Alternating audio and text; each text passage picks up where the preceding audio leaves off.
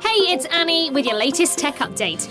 Are you tired of slow computers in your business?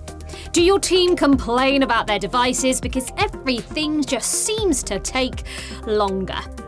Before you decide to replace your hardware, let me tell you some simple ways to speed up Windows 10 and 11 computers. Firstly, restart it. Yes, it's basic advice, but it works. Restarting clears the background processes, applications and memory data, often resolving common performance issues. Next, manage your startup apps to save valuable system resources. Turn off unnecessary ones via the Settings app. Windows 11 has a feature that saves and restarts certain applications when you reboot. While convenient, it's not ideal for performance, so turn it off. Lastly, uninstall unnecessary apps. They clutter your system and slow it down.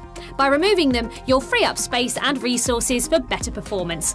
Of course, rather than doing all this yourself, why not get our team to do it for you?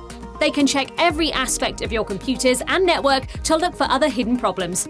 That's your tech update. More next week.